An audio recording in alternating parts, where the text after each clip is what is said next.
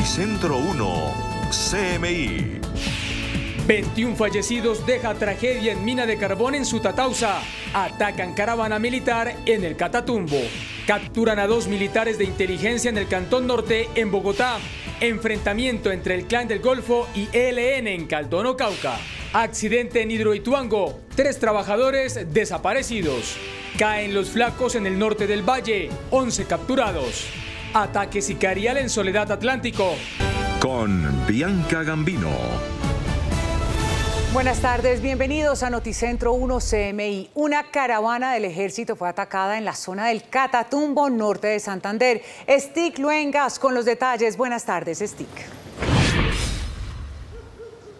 Así es, Bianca y televidentes, feliz tarde. Pues conocimos hace pocos minutos por parte de las autoridades que fue atacada con explosivos la avanzada del ministro de Defensa, Iván Velásquez, quien en este momento se encuentra liderando un consejo de seguridad en la ciudad de Cúcuta. Este ataque terrorista se produjo específicamente en la vía que comunica a Tibú, zona del Catatumbo, con la ciudad de Cúcuta, donde se encuentra en este momento el jefe de la cartera. Pues fue atacada con explosivos entonces una unidad del Grupo Masa del Ejército Nacional que estaría acompañando al ministro de Defensa. Esta es una noticia en desarrollo. También les contamos sobre la captura de 2 suboficiales del Ejército Nacional. Estos pertenecían a la inteligencia del Ejército. Se estarían prestando para hacer actos corruptos dentro de la institución, según pudo establecer Noticentro 1 CMI. Esta mañana fueron capturados en el Cantón Norte de la capital del país y notificados por 2 delitos. Uno de estos, falsedad idónea en documento público, y el segundo delito, peculado por uso y abandono en el puesto. Según también se pudo establecer por medio de una investigación, estos 2 suboficiales del Ejército Nacional, quienes hacían inteligencia, estarían realizando falsos allanamientos en el departamento de Tolima y Cundinamarca, estarían extorsionando a comerciantes y ganaderos. Además de esto, usaban vehículos públicos del Ejército Nacional para delinquir y cometer actos criminales. Hablamos de otra información importante y tiene que ver lo que sucedió en Caldono, en el departamento del Cauca, pues allí se han extendido unos enfrentamientos entre las disidencias de las FARC, específicamente la columna Dagoberto Ramos y el ELN. El trágico saldo tiene que ver con la muerte de un líder campesino, quien también es concejal de Caldono. Este fue identificado por las autoridades en las últimas horas como Wilson Bomba Plamba, quien también era concejal y líder social. Se habla también de que estos enfrentamientos se han mantenido, dejando como resultado el confinamiento de al menos 100 familias y el desplazamiento de al menos 150 familias. Hay que decir que también en medio de estos enfrentamientos fue secuestrado otro líder indígena identificado como Yader Chilo, quien luego fue recuperado por la misma comunidad. Solo en lo corrido de este año se han registrado 4 enfrentamientos entre grupos armados involucrando y afectando a la Guardia Indígena. Se hace un llamado urgente por parte del Estado para que haga presencia integral en el Cauca y para que acompañe y empodere a las comunidades en sus procesos y mecanismos de autoprotección y brinde así las garantías para la defensa de sus territorios y el ejercicio de la autonomía propia. La comunidad indígena Pioyá, que hace presencia en este territorio de Caldono, Cauca, afectada por estos enfrentamientos entre las disidencias de las FARC y el ELN, le ha hecho un llamado al gobierno nacional para que haga presencia en este lugar y se lleven a cabo diálogos de paz directos con estos 2 grupos armados. También le ha hecho un llamado a la comunidad internacional para que intervenga esta situación y pare la violencia en el Cauca. Esta es toda la información desde el occidente de Bogotá. Stick Luengas en Noticentro 1 CMI. Noticia en desarrollo en CMI. A 21 aumentó el número de mineros fallecidos por la explosión en un complejo minero en Sutatausa, Cundinamarca. William Parra está en el lugar. William, buenas tardes. Hola, ¿qué tal, Bianca? Saludos cordiales aquí desde la vereda Peñas del Cajón del municipio de Sutatausa, Cundinamarca, donde la tragedia enluta esta región de trabajadores mineros. Más de 2.000 trabajadores de esta zona dependen de más de 100 minas que se ubican en esta región. Tal como usted lo ha señalado, ya se ha confirmado pues la triste noticia de la muerte de 21 de los 30 mineros que se encontraban la pasada noche trabajando en 8 minas de este sector aquí en la vereda Peñas del Cañón. A esta hora me acompaña la ministra de Minas, Irene Vélez, quien ha venido, pues por supuesto, a expresar por parte del gobierno nacional la solidaridad con las familias de estos 21 mineros que han perdido la vida y pues también a traer noticias sobre qué viene ahora y qué va a pasar a continuación. Ministra, buenas tardes. Buenas tardes. Desde el Gobierno Nacional, el presidente Gustavo Petro, extendemos efectivamente nuestra solidaridad con la familia de los mineros que fallecieron y con la de los sobrevivientes, porque sabemos también que este accidente genera un enorme trauma para esos trabajadores de las minas. Tenemos entonces el reporte de 21 mineros fallecidos, 9 mineros sobrevivientes, de los cuales 7 salieron por su propia cuenta y 2 gracias a la enorme labor que han desarrollado las autoridades de rescate y salvamento minero durante estos días. Entonces, reconocer también ese esfuerzo enorme de la institucionalidad local, de las autoridades competentes para hacer este tipo de procesos, porque en un tiempo récord hemos logrado sacar a los mineros, lastimosamente 21 de ellos fallecidos. Ministra, ¿qué viene ahora? ¿Cuál va a ser la investigación? ¿Se suspenden por ahora los trabajos aquí en estas 502 hectáreas de estas 8 minas? Entonces, la decisión que ha tomado la Agencia Nacional de Minería el día de ayer y que se notificó en horas de la noche a Minminer, que es la empresa operadora de este título, es que se suspende temporalmente el título mientras se realizan las investigaciones. Hemos hablado aquí en el marco del PMU que tuvimos en horas de la mañana con el gerente de la empresa y estamos de acuerdo en que es ideal hacer una fiscalización general a las 46 bocaminas que tiene el título para que podamos verificar la situación técnica y de cumplimiento de todas las bocaminas y que eso dé tranquilidad o correctivos en caso de ser necesario a los trabajadores y a la empresa. Bueno, ministra, muchísimas gracias. Antes de ir con el alcalde aquí de Sutatausa, quiero ir con la capitana Liliana Ladino, que fue la que estuvo dirigiendo todo el equipo de rescate. Capitana, cuéntenos un poquito, los mineros estaban a más de 900 metros de profundidad. ¿Cómo fue el proceso para poder sacar y rescatar pues a estos 21 cuerpos? Bueno, fue un trabajo muy arduo. Tenemos un trabajo de bajo tierra a cargo de la agencia minera, donde entraban solo los socorredores, el personal operativo, Cruz Roja, bomberos, policía, ejército, defensa civil. Estuvimos en la parte de arriba haciendo todas las coordinaciones y todas las operaciones logísticas que se necesitaban para el proceso de rescate de los diferentes cuerpos. Bueno, ¿hubo alguna complicación? ¿En algún momento ustedes tuvieron la esperanza de que los 10 mineros que quedaron atrapados estuvieran vivos? Todo el tiempo manteníamos las esperanzas, pero desafortunadamente este es el resultado.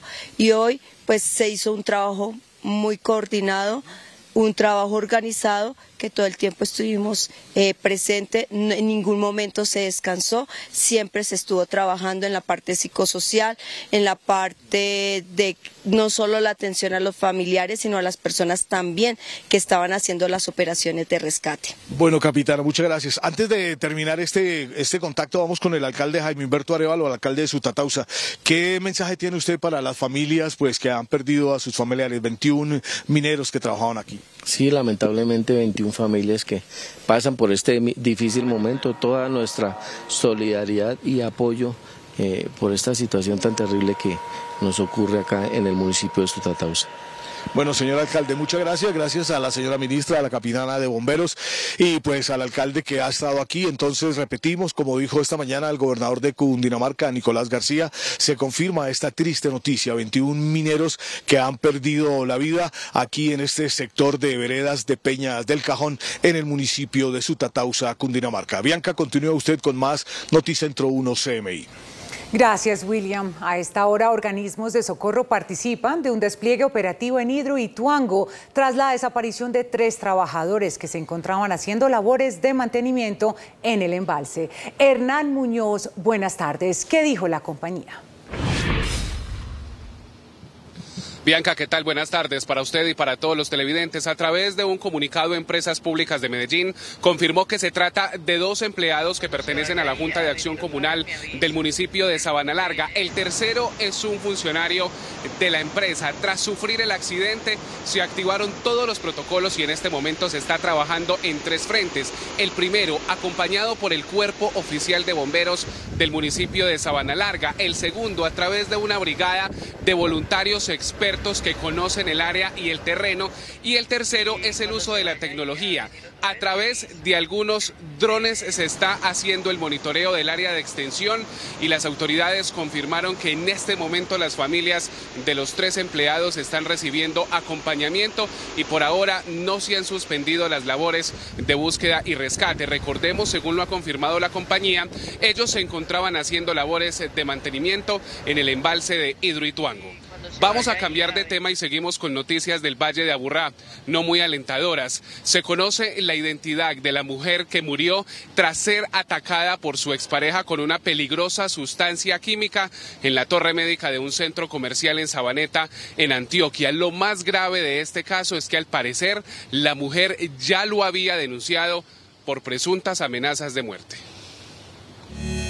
Marjorie Muñoz Sánchez fue atacada por su expareja con una peligrosa sustancia química en una torre médica del Centro Comercial Mallorca de Sabaneta. La mujer, en delicado estado de salud, fue trasladada a un centro asistencial, pero horas después falleció. Según la investigación, el presunto agresor inhaló la misma sustancia y huyó, pero en el primer piso del centro comercial se desmayó y murió. Una funcionaria del Cuerpo de Bomberos Voluntarios del municipio de Sabaneta se encuentra en el Hospital Venancio Díaz de nuestro municipio, y este hospital a su vez se decreta la alerta naranja. Adicional, los 2 funcionarios de la policía están siendo en este momento atendidos y valorados por el personal médico. Al parecer, la mujer ya lo había denunciado ante la Fiscalía por presuntas amenazas. El Cuerpo Técnico de Investigación de la Fiscalía maneja el lugar de los hechos y a través de medicina legal será el encargado de determinar las posibles causas de muerte del presunto agresor y también el agente químico utilizado. Este año, según la estadística, 19 mujeres han sido asesinadas en Antioquia. Y del sur del Valle de Aburrá nos trasladamos hacia el norte del área metropolitana. Mucha atención porque un hombre de 36 años identificado como Ricardo Salabarrieta fue asesinado en este municipio en la vereda El Noral en el puente Pompilio, al parecer por robarle su bicicleta. Hace pocas horas concluyó la inspección judicial y en este momento se evalúa con cámaras de seguridad varios elementos que serán clave para permitir ubicar al responsable.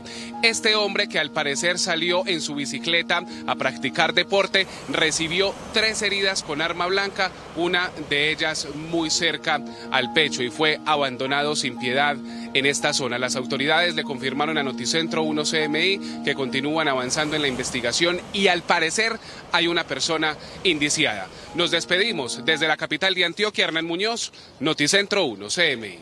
Muchas gracias, Hernán. En un gigantesco operativo realizado por las autoridades en norte del departamento del Valle del Cauca, permitió la desarticulación de una poderosa banda criminal que se dedicaba a coordinar homicidios en la zona. Alejandro Muñoz con la información. Buenas tardes. Bianca, televidentes, buenas tardes. Pues fueron en total 11 las personas capturadas de esta banda delincuencial denominada como Los Flacos y que, como usted lo decía, encargada de homicidios y extorsión en el norte del departamento del Valle del Cauca. El operativo se llevó a cabo exactamente en municipios de Cartago, Obando y Alcalá. Pues allí tenían el control precisamente de lo que hacían, de los crímenes que cometían en esta zona del departamento del Valle. Mediante diligencias de registro y allanamiento fueron capturados en el norte del Valle 11 integrantes del grupo organizado Los Flacos, señalados de cometer homicidios y otros actos criminales con la comunidad de 3 municipios de la región. Los capturados se encuentran alias Rubén, cabecilla y encargado de la ejecución de homicidios múltiples y estaría involucrado en la comisión de los últimos homicidios y hechos sicariales en el norte del Valle del Cauca. Igualmente fueron decomisados varios elementos que probarían su accionar delincuencial, además de sustancias alucinógenas. Donde se logró la incautación de gran cantidad de estupefacientes, 2 armas de fuego, 8 celulares y 30 millones de pesos producto de una exigencia extorsiva.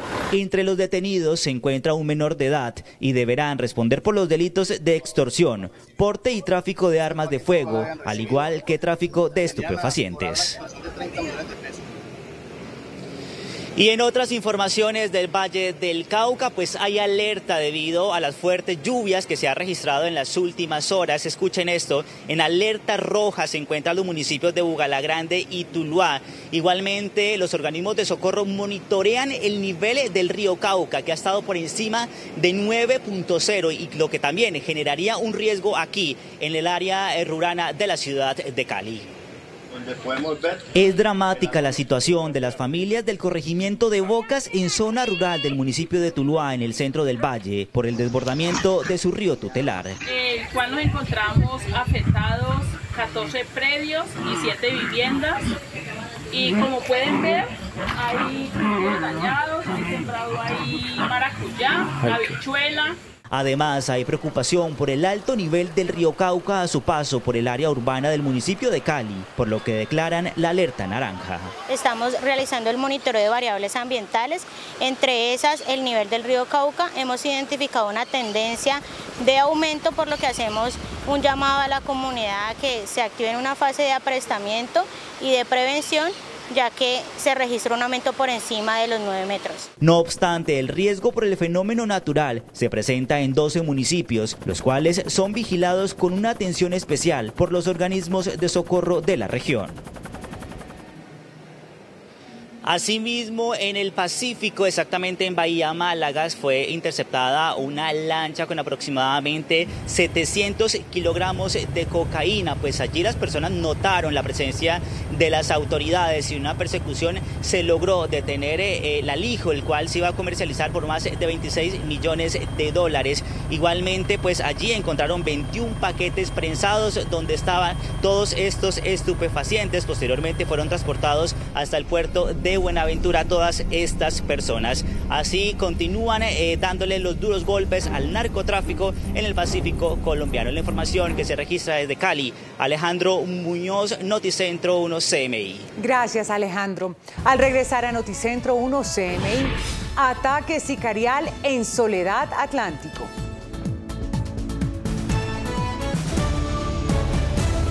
Seguimos en Noticentro 1 CMI. El fiscal general Francisco Barbosa lanzó duros reparos a la ley de sometimiento. ¿Qué dijo? Ana María Cuesta, buenas tardes.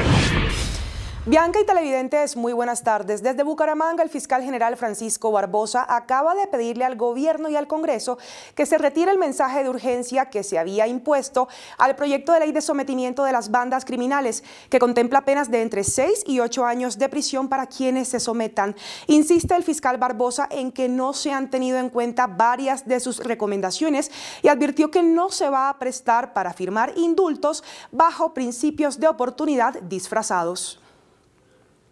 Delitos como la extorsión, como el secuestro, como el tráfico de menores, como el tráfico de migrantes, terminan siendo beneficiados por la puerta de atrás en este proyecto.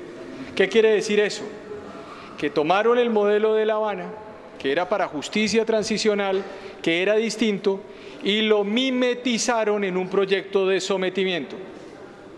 Es decir, lo disfrazaron en un proyecto de sometimiento. ¿Qué quiere decir?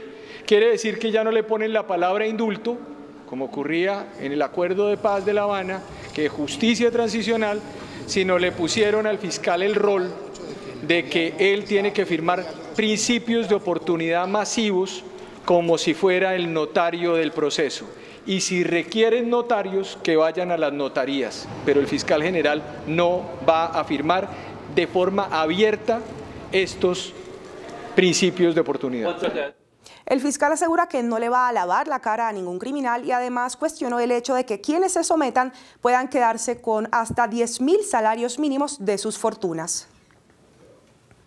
Pero estoy preocupado porque entonces se dice en el mismo proyecto que los victimarios se van a quedar con 2.5, 2.6 millones de dólares básicamente por meterse en la paz total. Entonces, vuelvo y repito, no me parece adecuado para el país que focalicemos las discusiones en los victimarios, sino que las focalicemos en las víctimas. Aunque los ministros y los parlamentarios responsables de este proyecto han dicho que incluyeron 8 de las 9 observaciones que ya había planteado el fiscal general Francisco Barbosa, él insiste en que no ha sido escuchado y que no va a acatar, por ejemplo, una orden que dice está en el proyecto de entregar la información al Alto Comisionado para la Paz. Ana María Cuesta, Noticentro 1, CMI Bianca, continúa usted con más información. Muchas gracias, Ana María. La Procuradora General Margarita Cabello denunció que el proyecto de sometimiento para las bandas tiene un mico que podría imponer condiciones sobre la extradición. Eso sería una especie de mico. El supuesto mico que alerta a la procuradora se encuentra en el artículo 22 del proyecto, que habla de una primera etapa de acercamiento, conversación y términos de la sujeción. Una fase en que van a conversar con las organizaciones criminales sobre, ojo con esto, sobre las condiciones que el Estado fijará para la sujeción de esos altos criminales a la justicia. Algo que en principio me preocupa porque las condiciones las fija la ley. El artículo que menciona Cabello advierte que en esa primera etapa de conversación se establecerán los términos de sujeción a la justicia y tránsito al Estado de Derecho. ¿Qué podrán acordar estos grupos criminales? Que les eliminen la extradición o que no se las den, o cualquier otra figura que podría estar demasiado peligrosa para un procedimiento de sujeción de estos actores. Entonces me parece muy peligroso que dejen esa amplitud de poder hacer conversaciones entre los integrantes de organizaciones para lograr las fórmulas, para lograr la sujeción, porque ahí podría entrar por esa línea cualquier cosa. Protege más a los victimarios que a las víctimas. Nuestra visión es que el proyecto de ley no establece unos mecanismos claros que aseguren los derechos de las víctimas. Nos preocupa que ese principio de oportunidad sea tan laxo y tan débil, diría yo, frente a la magnitud de los delitos a quienes se les está otorgando la posibilidad de ese principio de oportunidad. Veo que se otorgan beneficios, penas hasta de 8 años solamente, pero sin que opere ninguna condición y sin que siquiera haya una manifestación de voluntad del sujeto responsable sobre la verdad. Nueva modalidad de hurto en Bogotá. Por medio de aplicaciones, menores de edad interceptan a conductores y los roban. Angélica Arango, ¿cómo sucedieron los hechos? Buenas tardes. Bianca y televidentes, muy buenas tardes. Los hechos ocurrieron cuando 2 menores de edad solicitaron un carro por aplicación móvil. El carro llegó y lo llevaron a este conductor hasta supuestamente su hogar, en donde abrieron la puerta del vehículo y salieron corriendo. Es en ese momento en donde alrededor de 10 delincuentes roban y maltratan a este conductor. En medio de los hechos de inseguridad que aquejan a la capital del país, se conoció una nueva modalidad de hurto a los conductores que prestan sus servicios en aplicaciones digitales. Es así como este hombre fue víctima de 2 menores de edad de 10 y 15 años a quienes recogió en Rafael Uribe, cerca a una clínica, y los llevó hasta su vivienda, supuestamente porque necesitaban llegar de manera urgente. Al llegar al destino, los menores se bajaron corriendo y el conductor del vehículo fue atracado y herido por alrededor de 10 personas. En el momento que llegamos, el muchacho mayor le abrió a unos tipos la puerta. Venían encapuchados, rápidamente abrieron el carro, me sacaron del carro, me pegaron 2 puñaladas al lado del pecho. Luego procedieron a amarrarme las manos, los pies, a golpearme, a amenazarme que tenía que matar, que no me podían dejar vivo. Me pasaron la parte de atrás del carro, me llevaron un trayecto de una media hora, me bajaron del carro, de ahí me arrodillaron y me decían que me tenían que pegar un tiro. Ellos no me podían dejar vivo. Pues yo en el momento le pedí mucho a mi Dios que me dejara llegar con mi familia. El hombre se acercó como pudo hasta el CAI más cercano, donde fue auxiliado por las autoridades que lo remitieron a un centro de salud. Y es que precisamente así como este caso, varios se han estado presentando, todos relacionados con la inseguridad y con las nuevas tácticas que tienen los delincuentes para robar a los capitalinos. Hechos como estos, en donde se presenta la violencia de manera recurrente, se siguen presentando en la capital del país. Con esta información me despido desde el centro de Bogotá. Angélica María Arango, Noticentro 1, CMI. Gracias, Angélica. Hace pocos minutos recuperó la libertad la exalcaldesa de Cartagena, Judith Pinedo, tras 2 años en prisión por la venta de un lote baldío en el barrio El Laguito. Tras la decisión de la Corte Suprema de Justicia de revocar la condena del Tribunal Superior del Distrito Judicial de la capital de Bolívar de más de 12 años de cárcel, hace pocos minutos la exalcaldesa de Cartagena, Judith Pinedo, recuperó su libertad tras casi 2 años en prisión. Siempre confié en la Corte Suprema de Justicia. Sabemos que ha sido la guardia de este Estado de Derecho. Así como confié en la Corte Suprema, siempre desconfié siempre de la Sala Penal del Tribunal de Cartagena. ¿Por qué, doctora? Igual que pasó con el Tribunal Administrativo, los tribunales y el Poder Judicial en Cartagena han intentado cortarme las alas, dándole visos de legalidad a lo que es una infamia. El proceso en su contra se llevaba por la venta de un lote baldío al Hotel Dan en el barrio El Laguito en la época de su mandato. A mí me duele enormemente, siendo abogada respetuosa de las normas, del derecho, que pueda ser utilizada la justicia en contra de quienes quieren hacer gobiernos y funciones respetuosas de la ley, correctas como tal. Esto claramente lo que me han hecho a mí se llama lawfare. Lawfare es utilizar de manera ilegítima, hacer una guerra ilegal para darle apariencia de legalidad a acabar con una figura política que no está de acuerdo con lo que ellos consideran que es así. De acuerdo con el abogado, la decisión será oficializada el próximo viernes en audiencia que se llevará a cabo en la Corte Suprema de Justicia en la capital del país. La defensa interpuso recurso de impugnación especial y se sustentó debidamente. Luego de 2 años tenemos la información que ha publicado la Sala Penal de la Corte a través de sus redes sociales, en la que revoca la decisión condenatoria y absuelve a Judith Pinedo, a Vivian El Hayet y al resto de procesados. Hoy, familias, seguidores y amigos como el alcalde de Cartagena, William Dow, la recibieron a las afueras de la base naval. Un nuevo caso de asesinato se registró en el municipio de Soledad Atlántico. El hombre registraba 14 anotaciones, tenía domiciliaria, pero conducía una camioneta. ¿De quién se trata? Jorge Castro en Barranquilla nos informa. Muchas gracias, Bianca. Muy buenas tardes. Se trata de Sterling José Parra, un hombre de múltiples anotaciones judiciales, según el informe de la Policía Metropolitana de Barranquilla, que con detención domiciliaria inexplicablemente andaba libre por las calles de Soledad. El nuevo hecho de violencia se presentó en el barrio Las Colonias. Sterling José Parra Rojano, de 40 años de edad, un hombre de un extenso prontuario judicial, fue atacado a tiros por sicarios en moto mientras conducía una camioneta de color blanca. Su cuerpo quedó tendido dentro del vehículo. Informó la Policía Metropolitana que la víctima registraba 6 anotaciones judiciales por porte ilegal de armas, una por porte de estupefacientes, una por falsedad en documento, otra por concierto para delinquir, 3 por hurto, una por lesiones y otra por fuga de presos. Se movilizaba en un vehículo de alta gama. La policía verificó sus antecedentes. En otro hecho violento, también en Soledad, fueron capturados 3 hombres que habrían disparado contra una panadería en el barrio Salamanca después de que su propietario se negara a pagar una extorsión. Hemos logrado en las últimas horas también lograr la captura en flagrancia de 3 delincuentes en el municipio de Soledad, quienes momentos antes habían disparado contra un establecimiento comercial. La policía informó también la captura en lo corrido del año de 48 delincuentes vinculados al delito de la extorsión en flagrancia o por orden judicial.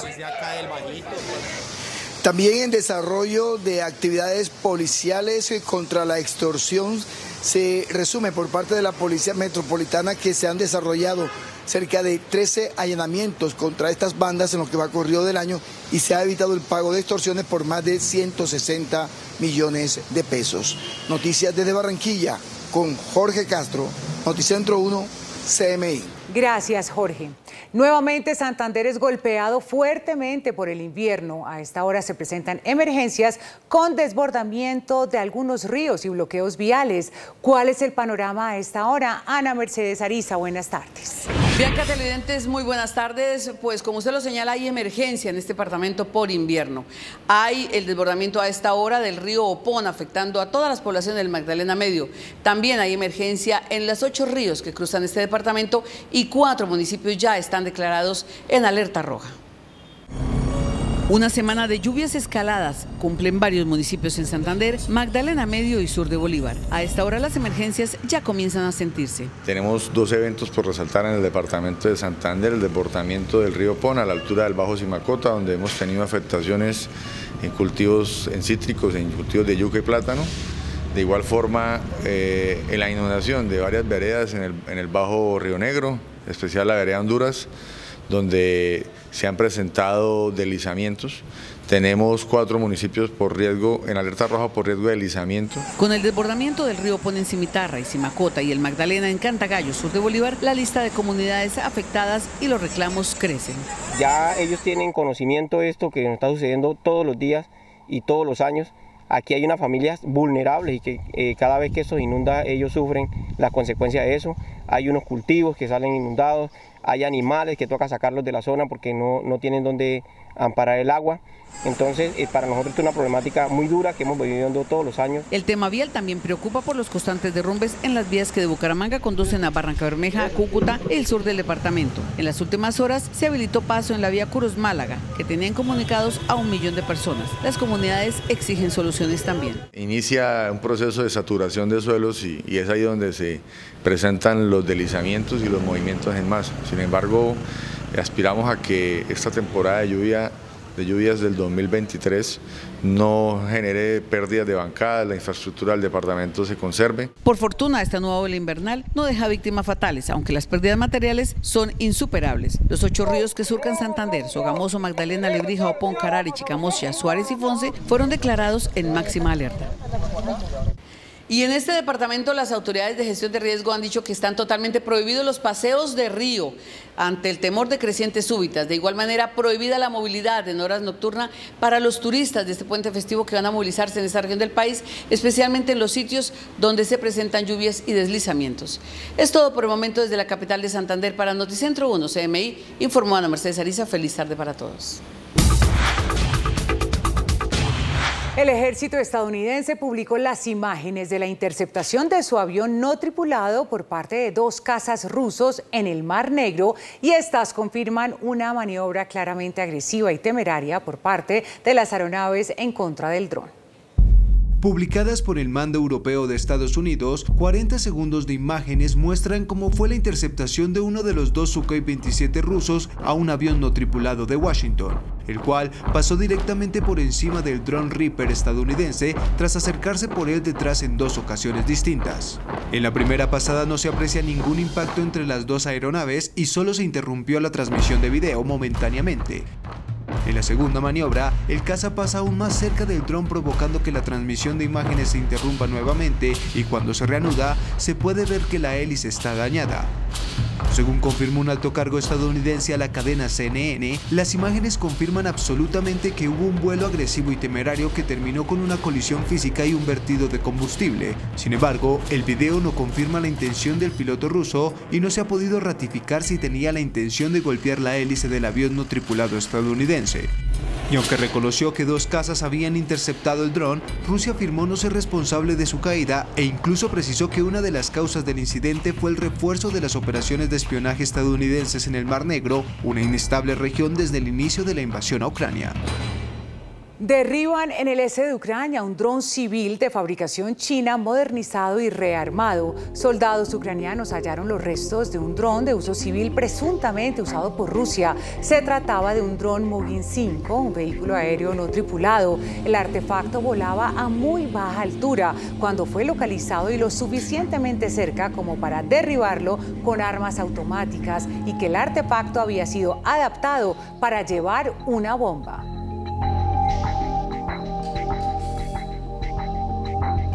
Estados Unidos aseguró que la suspensión de Rusia del Tratado de Desarme Nuclear New START es legalmente inválida, recalcando que la respuesta estadounidense a la invasión rusa de Ucrania no exime al Kremlin de la responsabilidad de cumplir sus obligaciones en el tratado. Washington le recordó a Moscú que sigue estando obligada a permitir inspecciones sobre las armas atómicas, a notificar cada movimiento de sus fuerzas o reunirse en la Comisión Consultiva Bilateral. Moscú, por su parte, subrayó que podría retomar el acuerdo solo en el caso de que Estados Unidos revise su actitud respecto a Rusia. El banco Credit Suisse solicitó un préstamo de $54.000 millones al Banco Central Suizo para garantizar su liquidez. Credit Suisse vivió ayer su jornada bursátil más negra al perder un cuarto de su valor en la bolsa y descender sus acciones hasta un nivel históricamente bajo, por debajo de los 2 francos suizos. Algo jamás visto en sus 167 años de historia, un desplome que arrastró a la baja otros valores de la banca europea. Por eso la entidad financiera pidió en calidad de préstamo unos $54.000 millones al Banco Central Suizo para fortalecer de forma preventiva su liquidez. Además, anunció ofertas internacionales de Credit Suisse para recomprar ciertos títulos de deuda senior por efectivo de hasta aproximadamente $3.200 millones.